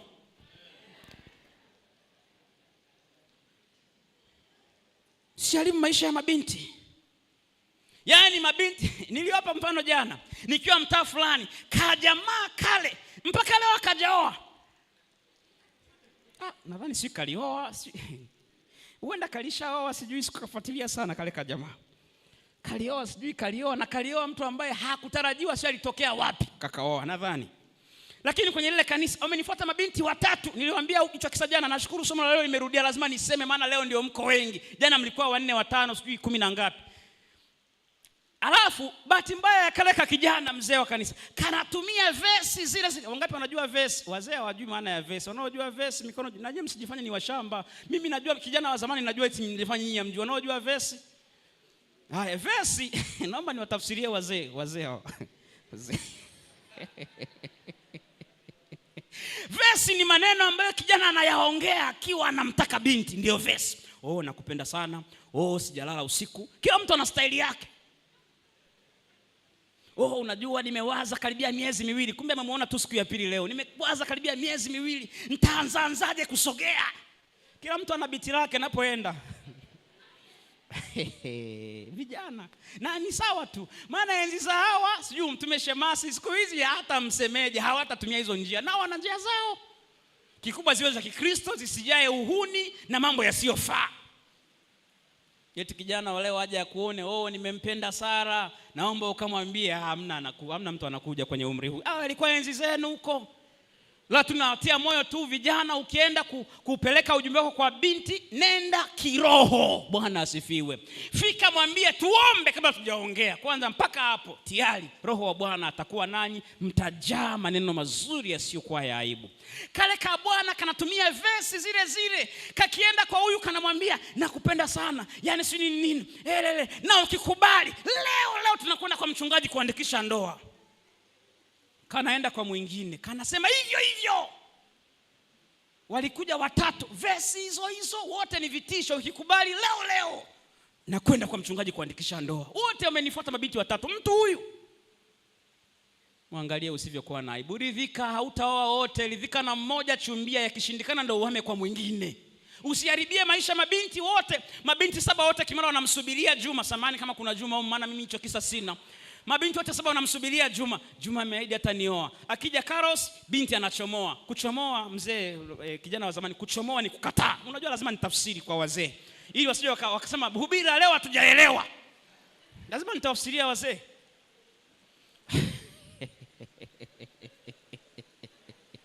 Akija nani Ibrahim, Sara anachomoa. Samani Sara kukutolea mfano, sina nia yoyote na sijui lolote kuhusu wewe, lakini tunatoa mfano. Sara yuko wapi? Sara, samani sana, natoa tu mfano. Sara yeye anasubiria tu Juma ameahidi atanioa. Akija Ibrahim, Sara anachomoa. Akija sijui Manase, Sara anachomoa. Akija sijui Adonia, Sara anachomoa. Wanakuja wanaume zaidi ya 10 kumchumbia Sara, anakataa maana Juma ameahidi atamuoa. Alafu Sara anashtuka mwezi wa 12 2026, Juma yuko na Amina. We Juma wewe.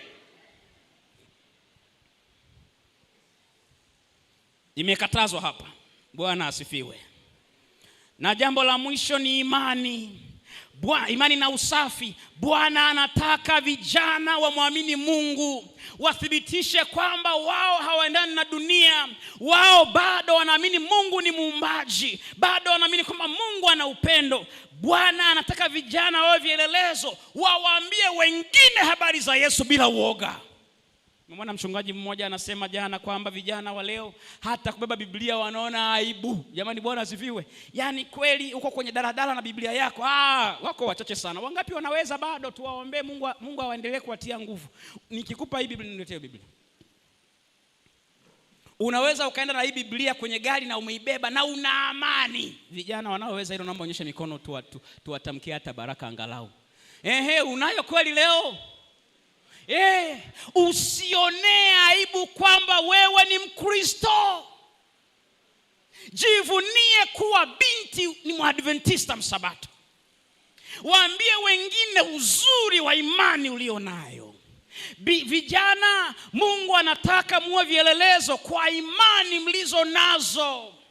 Dunia inataka kusema kwamba mambo mabaya. Unajua watu wanatembea uchi, watu wanaimba mambo ya ajabu, wengine wanapiga video, ukipita kwenye peji wako wanavuta shisha, mabinti na vijana wa kiume. Wangapi wameshaona hizo video Instagram? Wanaibu yote wale jamaa? Wala, yani raha kabisa. Amna noma. Ila wewe sasa kutembea tu na Bible, mziki mnene. Jivunie Ukristo wako, ishi Ukristo wako, hubiri Ukristo wako. Mwisho kabisa, mwenendo. Usafi. Mwenendo nishamaliza. Usafi. Wakorintho wa kwanza 6:19 inasema, au hamjui ya kuwa mwili wenu ni hekalu la Roho Mtakatifu aliye ndani yenu, mliyepewa na Mungu? Sikiliza kijana wa kike na wa kiume, mwili wako ni hekalu la Roho Mtakatifu. Usiuchafue kwa vitu ambavyo havifai. Bwana asifiwe. Chagua nini ule, nini usile. Danieli kwa kuwa alikuwa analinda mwili wake, alichagua vizuri. Katika Danieli 1:8 akaazimu kwamba hatajitia unajisi kwa chakula kisichofaa cha mfalme, na akawa bora mara 10 kuliko waliojichafua. Vijana wenzangu, magonjwa mengi ambayo watu wazima leo wanaugua, namshukuru Mungu kwa ajili ya angalau hawa watu wazima wa zamani. Hebu wale ambao na miaka angalau 50 na kuendelea, simameni. Simameni. Simameni. Simseme amina kwa ajili ya hawa watu. Tena wengine wanaonekana mayanki kabisa kwa sababu ya namna ya ulaji na maisha wanayoishi. Nataka niwaambie vijana, mara moja mwapatie nafasi waambie namna bora ya kuishi kwenye mlo. Huwezi kutoboa hii miaka ukiwa na nguvu kwa miaka yetu hii, kwa milo tunayokula sisi vijana wa leo. Sikilizani vijana wenzangu, tutaugua, tutalala, tutawaacha wakiwa hai tusipokuwa makini. Asubuhi mandazi na koka ya baridi. Msikae wazee ambao bado mna nguvu, endeleeni kusimama. Wale ambao mmeanza kumwoma miguu, kaeni. Na malizia vitu vichache afu namalizia. Mchana chips, mayai na Pepsi ya baridi kidogo. Jioni viazi vilivyokaangwa na juisi ya azi amekununua dukani. Nakwambia hivi kijana, ukitoboa miaka ya hawa wazee, wakati huo utakuwa unasukuma kwenye wheelchair. Chagua vizuri. Dunia inatulazimisha tuone chips ni bora kuliko ugali dagaa. Vijana wa Kiadventista tukatae kwa jina la Yesu. Ukienda Ocean Road, wanaougua kansa ni vijana wamejaa. Ukienda JKCI, vijana wanaougua moyo wengi ni vijana. Ukienda katika mahospitali, wewe kwa sababu haujayaona hayo, mshukuru Mungu. Badilisha mtindo wako wa maisha. Ishi Kiadventista. Kula Kiadventista. Sikiliza Kiadventista. Tembea Kiadventista. Ongea Kiadventista. Sikiliza. Utaishi miaka mingi yenye furaha na amani, na hii miaka utaiona ukiwa mzima kama hawa wazee. Wazee kaeni. Sasa wazee nisije nikawa nimewatetea alafu nyinyi mmeshaamua kuasa na nyinyi mnashindia chips mayai. Ujumbe wangu utakuwa umeharibika. Maana nasema pastor kwanza aliwapa nani sana, aliwapa air sana. Kuwapa air mzee wa zamani, binti wa zamani, kuwapa air maana yake niliwasifia. Unajua bwana, lazima watafsirie wazee hivi vitu. Aliwapa air sana wazee, lakini nimekutana na bibi fulani, ndio wale Pepsi 4 na chips. Mnisikilize vijana, Bwana anataka miili yetu iwe safi kwa namna ambavyo tunaitunza kuitunza na kuilisha. Na niliwaambia vijana, namaliza na hii, laleni muda wa kulala. Halo? Muda wa kulala laleni. Hata kama penzi ni jipya, mnisamee wazee kwa hiyo lugha maana naongea na vijana. Hata kama penzi ni jipya, msiongee mpaka sikio likawa la moto, simu ya moto. Saa 9 ndo simu imeisha. Masaa 5 dakika 17. Baada ya miezi 2 sikutaki tena. Kuwa na kiasi. La. Niliwaambia watafiti wanasema hivi, watu ambao hawalali masaa 7 mpaka 8 kwa siku, watu wazima kama mimi na wewe na vijana mnaonisikiliza, wanapunguza mpaka miaka 9 ya kuishi. Mchezo. Si mchezo. Kama Bwana alikuwa amekuandikia 60, hutoboi 51. Nilikuwa namfurahisha mpenzi wangu, penzi jipya bwana. Maana vijana wanasema hivi, yani kwenye penzi jipya, mnisamee wazee jamani, mnisamee naongea na vijana, lakini nadhani hizo lugha hazina ubaya sana kivile. Hata sijui nitumiaje, ukipumulia kule chini, maana hiyo lugha sasa ni ngumu siwezi kuisema. Kwenye penzi jipya ukipumulia kule chini unaambiwa pole jamani, hujaumia, pole. Haya yasikudanganye, hata sisi tulipitia enzi hizo. Baada ya muda hayapo. Waulize hawa wazee kama bado wanapewa pole wakifanya hivyo. Usichanganya na penzi jipya mpaka ukawa utunzi afya yako, hulali kwa wakati na kadhalika. Nimaliza na watu wazima wenzangu, maana na mimi kidogo naanza kukaribia uzee, lakini bado sio mzee kivile, sio kijana kivile, niko hapo katikati hapo. Fanya kazi saa ya kutunza mwili. Namaliza na hii kwa faida ya wazee pia. Wakati wa kupumzika wazee, unasomesha, sijui una nini, nenda kapumzike. Useme uko unanitegemea, familia inanitegemea. Sikiliza, ukipata nafasi ya kufurahia maisha kwa kupumzika, kula chakula kizuri, kula. Hao jamaa unaohangaikia, hata leo ukila haki ya Mungu, hata leo ukifa wataendelea kuishi. Watakuja kukulilia siku ya mazishi kwa sababu umejiua, maana unawahangaikia na hauna kiasi. Kazi mpaka saa 7 usiku, unaamka saa 10. My friend, jiandae kufa mapema. Kuwa na kiasi. Watalia siku ya kwanza ya msiba, baadaye kwenye mazishi watalia, wengine watataka kujirusha mpaka kwenye kaburi, lakini hawamaanishi maana wakiachiwa hawataenda, maana huwa ni style tu ya kulia ili ionekane unalia kwa nguvu. Baada ya miezi 6 wataanza kufuta namba zako kwenye simu, maana namba ya marehemu haitunzwagi. Baada ya mwaka picha zako wataanza kuzishusha. Kama ni wanaume wenzangu, sisi huwa hatunaga hata uvumilivu kivile. Baada ya mwaka wameshaanza kuchumbia. Mama yangu, kama ulikomaa mpaka ukafa kwa sababu ya huyo mzee, baada ya mwaka kashaanza kutafuta mchumba mwingine. Na si dhambi, ni sawa tu. Maana wanaume hawana uwezo wa kuvumilia kivile kama wamama, kwa sababu ya namna walivyoumbwa. Sijui, japo wengine wanatushtuaga sana. Amefiwa mwezi wa 4 alafu wa 6 anatangaza ndoa. Ulimtoa wapi mzee? Huwezi kuuliza, lakini unabaki tu maswali kichwani.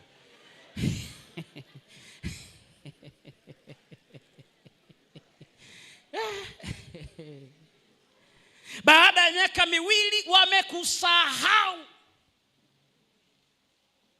Tunza afya yako, fanya kwa kiasi, usioweza muachie Bwana. Ishi ndani ya uwezo ulionao. Uwezo wako ni dagaa, kula dagaa hata kama unaumizwa na pua na majirani wako wanachoma mishikaki, kula zako dagaa, mshukuru Bwana, lala. Tunza uhai wako, kwa sababu ukiuondoa kabla ya wakati, sisi tutaendelea kuishi. Dunia itaendelea bila wewe. Kuna yale maneno na mimi wala hamna shida, mimi sina ugomvi na unayoyasema. Marehemu Karugendo amekufa, pengo lake litazibika. Linazibika.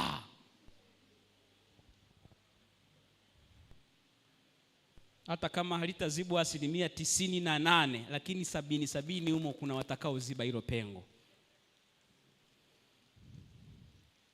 Labda kwa mke, asio kwa mke, wala kwa, labda kwa watoto ndio pengo huenda lisizibike, lakini kwa wengine hawa linazibika mapema kwa upe. Mimi ni mzee wa kanisa mzuri, kwa hiyo unakesha kanisani, unalala kanisani.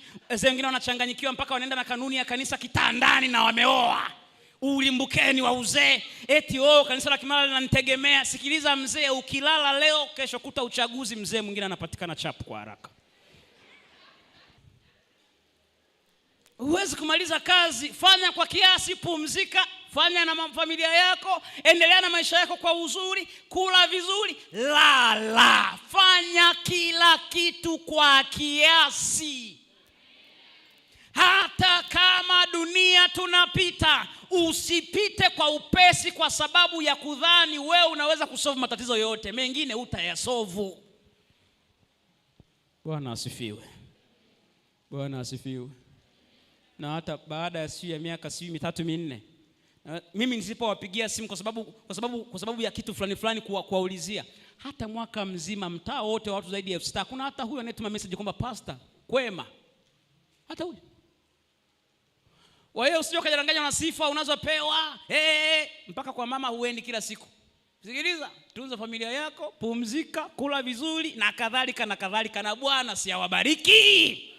Kwa hiyo vijana, tunzeni miili yenu. Vijana, kuweni kielelezo. Vijana, fanyeni mambo kwa utukufu wa Bwana. Sikiliza niwaambie ndugu zangu vijana, ni Mungu kwanza, 2 kwa waliooa familia zao, kwa wasiooa mambo yao ya msingi, 3 kazi ya Mungu. Kwa walio ndo nenda vizuri mzee wa kanisa, Mungu kwanza, 2 familia, 3 kazi yake. Sio Mungu kazi familia. Familia yako ndio kitu cha kwanza cha kujali katika maisha, alafu ndio uende ukamtumikie Bwana vizuri. Na hata hivyo familia yako ndio kanisa lako la kwanza. Nimeshaanza kuingia mpaka kwenye mahubiri ya familia sasa. Ngoja nisiendelee sana. Vijana wenzangu wanaosema pastor, nataka kuwa kielelezo katika maisha yangu, wanaweza wakasimama. Pastor, Bwana anisaidie niwe kielelezo katika usemi, katika mwenendo, katika usafi. Bwana anisaidie. Nataka niwe kielelezo katika usemi, katika mwenendo na katika usafi. Bwana anisaidie niwe kielelezo. Vijana wa zamani na vijana wa sasa, wito huu unawahusu. Ni kweli huenda wewe ulikuwa unadharauliwa kwa sababu ya kwamba sio kielelezo. Mienendo yako haivutii wasafiri wenzako wa kwenda mbinguni. Usemi wako hauvutii wasafiri wa kwenda mbinguni. Maisha yako si ya usafi, na ndio maana ukadharauliwa sana. Huenda hadi leo hujapata mwenzi wa maisha kwa sababu ya maisha yako yasiyofaa. Na unasema mbona mimi siolewi? Kumbe kila vijana wakitaka kusogea, wakipata CV yako wanakata kona. Nataka tu nikwambie kwamba huwa wanaambiana vizuri kabisa. Mwenendo wako ukoje? Maneno yako yakoje kijana? Je, unafanya kazi ya Bwana? Biblia imetuambia usidharauliwe kwa sababu ya mwenendo wako, kwa sababu ya usafi wako, kwa sababu ya usemi wako, kwa sababu ya upendo wako, na Bwana akuwezeshe. Wito wangu wa pili, wale vijana ambao wanataka kuanza maisha mapya na Kristo katika maisha yao. Yesu ni mzuri sana kwenye kufuta kumbukumbu ambazo hazifai. Anazifuta sahihi na anakuwezesha kuanza kutembea katika upya wa uzima. Kijana unasema, pastor, naungana na wewe, nataka nianze maisha mapya na Kristo tena leo. Nimtumikie, niwe na fahari ya kufanya utumishi katika maisha yangu ya ujana. Nikubali nitumie kama apendavyo tena. Nikubali usemi wangu uwe ni mzuri kwa utukufu wake, na mengine yote yale uliyosema pastor. Ikiwa unatamani kuanza maisha mapya na Kristo leo, unaweza ukapiga hatua ukasogea mbele hapa. Pastor, najitoa upya kwa Yesu tena, kuanza maisha naye upya. Nataka nianze upya. Baada ya juma hili la uamsho, nataka nianze upya maisha yangu na Yesu. Nataka niweke mahusiano yangu ya karibu sana na Yesu. Nataka niwaambie vijana, bila msaada wa Yesu huwezi na hutaweza. Lolote nilohubiri linahitaji neema ya Yesu. Fungu moja ambalo nalipenda sana, Ufunuo 3:20, tazama nasimama mlangoni nabisha, hapa niko nawaita, mumfungulie Yesu milango ya mioyo yenu, ili yeye awawezeshe kuwa vijana bora kama Danieli, kuwa vijana bora kama Esther, kuwa vijana bora kama Yusufu. Lazima ukubali Yesu akusaidie. Bila msaada wa Yesu haiwezekani. Na kwa hiyo vijana mnaosema nataka nianze maisha mapya na Yesu, mnaweza mkasogea mbele. Naweza mkasogea mbele. Naweza mkasogea mbele. Ambao mnaanza maisha mapya na Yesu, naweza mkasogea mbele. Kwaya ya Kimara, ule wimbo wetu mtauimba. Sogeni mbele, kwaya ya Kimara, kwaya ya kanisa. Ninyi ndio mnaimba wimbo wa mwisho na mtauimba wakati namalizia wito. Wakati namalizia wito. Sogeni kidogo huku. Sogeni kidogo huku. Sogeni kidogo huku. Wakati kwaya ya Kimara unakuja kuimba, nina wito mwingine maalum sana kwa ajili yako. Mzee, nadhani tunagawa vitabu. Vipo tayari. Wale wageni wetu ambao wamekuja kututembelea leo na sio Waadventista wa Sabato, tuna zawadi kwa ajili yenu. Naomba msogee mbele. Kama una rafiki yako umekuja naye, mshike mkono uje naye ili tuweze kuwapata kwa urahisi. Na kwa hiyo wale ambao ni wageni, sio Waadventista wa Sabato, wamekuja kututembelea leo, wakati zawadi zinatafutwa na kuletwa, anzeni tu wimbo, nitaendelea kuongea wakati mnaimba. Naomba muendelee kuja mbele. Naomba muendelee kuja mbele. Wale wageni wetu ambao sio Waadventista wa Sabato, naomba mpige hatua mje mbele. Naomba nione mikono kama wapo. Wageni ambao sio Waadventista wa Sabato, ambao ilikuwa ni vijana, naomba nione mikono yao kama wapo. Sogeeni mbele. Mwingine yuko mbele tayari hapa, sogeeni mbele. Tuna zawadi kwa ajili yenu. Yule ambaye ana zawadi, naomba aniletee hizo zawadi. Yule ambaye ana zawadi, karibuni kwa Kimara, muendelee kuimba. Yule ambaye ana zawadi, naomba alete zawadi hizo. Asante sana, asante sana. Unaweza ukawa tu pamoja nami hapa, utanisaidia kunipatia wakati nagawa. Karibuni kwa Kimara, mnaweza mkaanza wimbo. Mbarikiwe sana mleta wageni, mbarikiwe sana, mbarikiwe sana. Tuna zawadi kwa ajili yenu, muwe na amani kabisa. Tumewaita kwa ajili ya kuombea na kuwapatia zawadi.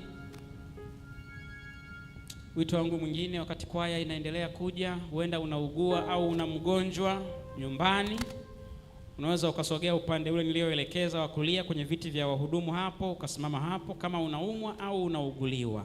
Kama uko huku usiende, Mungu anajua yote kuhusu wewe. Wale ambao hawajasogea mbele kabisa, unaumwa au unauguliwa, sogea hapo wakati kwaya inaanza kuimba. Unaumwa au unauguliwa na unaamini Mungu anaweza kukusaidia, hapo mkono wa kulia hapo. Hapo mkono wa kulia hapo. Wakati kwaya inaimba, mimina moyo wako kwa Bwana na ujitoe upya kumtumikia Bwana.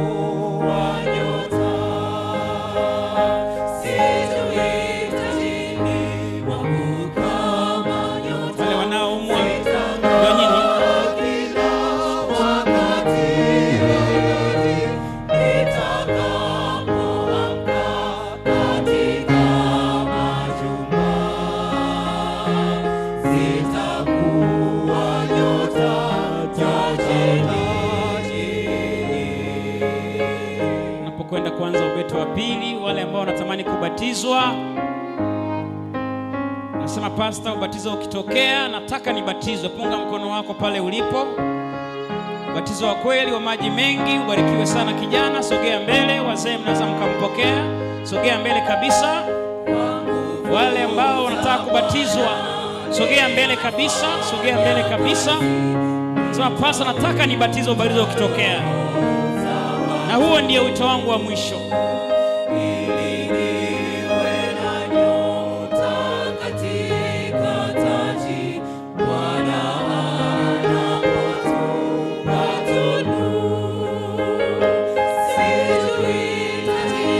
Je, kuna mwingine anayetaka kubatizwa?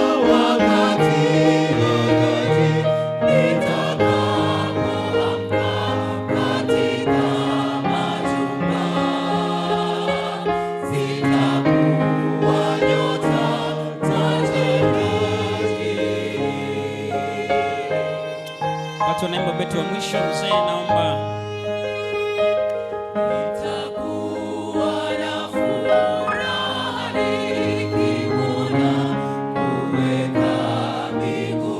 Je, kuna mwingine ambaye anataka kubatizwa? Labda yuko mbele hapa, anataka kubatizwa, anyoshe mkono wake. Pastor, nataka nibatizwe. Basi mzee, naomba utanipatia zawadi za vitabu niwapatie. Yule mtu mwenye kamera,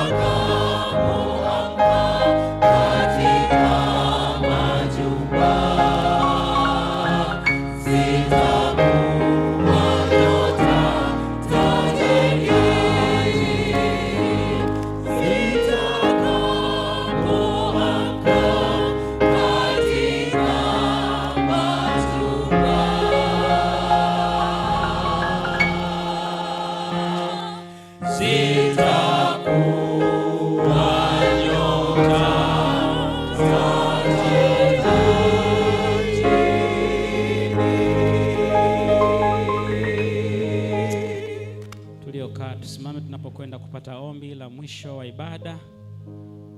Nashukuru sana kwaya ya kanisa kwa wimbo huo mzuri. Bwana ameniambia ndani ya moyo wangu kwamba kuna mtu ambaye mito yote hii haijamuhusu, lakini ana mzigo ambao huenda sio ugonjwa, ana mzigo fulani katika moyo wake, katika maisha yake. Anataka Bwana aingilie kati. Yeye anaujua na Bwana. Huu sasa ni wa watu wote, sio vijana. Sehemu ya kukaa hamna tena. Kiwa kuna watu wa namna hiyo, mnaweza mkonyosha mikono, Bwana aone mikono yenu. Una jambo fulani nataka Bwana aingilie kati kwenye maisha yako. Jambo fulani wewe unalifahamu. Bwana awabariki sana. Tuombe. Baba, asante kwa ajili ya mtu mmoja au wengi waliojitoa kwa ajili ya ubatizo. Tenda jambo kwa ajili yao. Waandae kwa ajili ya wokovu wako. Wako vijana wametoka mbele, wanataka kuanza maisha mapya na wewe. Wewe umewapokea, maana wanaokuja kwako hautawatupa nje kamwe. Wapatie uwezo wa kuishi na wewe, wa kutembea na wewe katika maisha yao. Lakini wako wengine ambao wanaumwa na kuuguliwa. Na wewe ni Mungu unayeponya watoto wako. Tenda muujiza katika wagonjwa wale au wagonjwa wao kule kule waliko. Lakini Baba, kuna watu kule nyuma wamenyosha mikono yao ya kuume wakisema wana mzigo fulani wanataka uingilie kati. Na mimi nimenyosha mkono juu nikiomba mikono yako Yesu yenye uwezo iwafunike na kuwatendea katika mambo yao. Ombi langu ni kwamba Roho Mtakatifu aingie katika maisha yetu, atufundishe kuishi maisha matakatifu, atufundishe kujiandaa kukulaki unapokuja mara ya pili. Asante kwa ajili ya juma la uamsho la vijana. Asante kwa ajili ya waliohudhuria kila siku. Asante kwa ajili ya kwaya ya kanisa, kwaya ya The Remnant, kwaya ya Kimara Youth, kwaya ya mabalozi na wengine wote na wazee wa kanisa na mchungaji kwa namna ambavyo walijitoa kuwezesha juma hili la vijana. Tafadhali Yesu, katika juma hili unisaidie mimi mhubiri na uwasaidie wote tulio hapa, angalau tupate tabia moja mpya katika Ukristo wetu. Kama tulikuwa tuombi, tuwe watu wa maombi. Kama tulikuwa tufanye kazi yako, tufanye kazi yako. Kama tulikuwa na changamoto fulani, tupatie ushindi katika maisha yetu. Yesu, juma hili tuandae zaidi kwa ajili ya uzima milele. Kuna box la maombi hapa nimeweka mkono. Watoto wako waliweka maombi wiki hii kila siku. Na wewe unajua nini wamekuandikia. Ombi langu ni kwamba ukawajibu sawa sawa na mapenzi yako. Naomba haya nikimini kwamba umesikia na umetenda kwa imani. Tuomba haya kwa jina la Yesu. Amina. Msikae kwanza, simameni hapo hapo ni watamkie baraka, maana ndio nahitimisha hivyo. Utasema amina ikiwa unaamini Bwana anaweza kukutendea kwa tamko la mtumishi wake. Hesabu sura ya 6 aya ya 24 mpaka 26 ndizo baraka ambazo nitawatamkia. na naamini Bwana atawatendea. Bwana akubarikie na kukulinda. Bwana akuangazie nuru za uso wake na kukufadhili. Bwana akuinulie uso wake na kukupa amani. Amen. Naweza kurudi kukaa kwaya.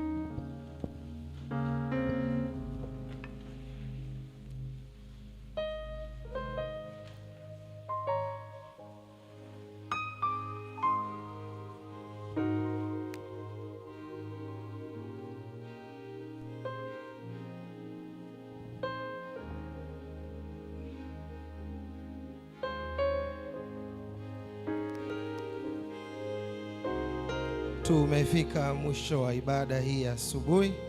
Tutaendelea na kipindi cha uimbaji. Karibuni kwaya ya Kimara.